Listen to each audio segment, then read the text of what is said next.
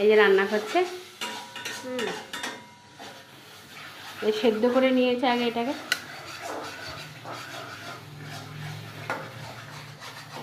কষাচ্ছে মশলাটা।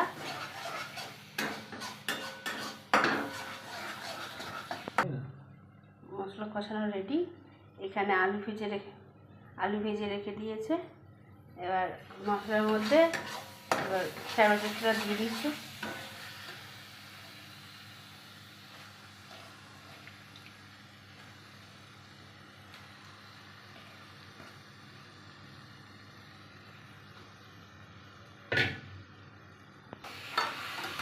কষানো হচ্ছে। এবার এটাকে ভালো করে কষিয়ে নিতে হবে।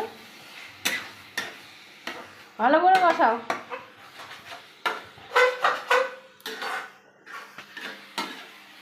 আজকে বরের হাতে রান্না খাবো।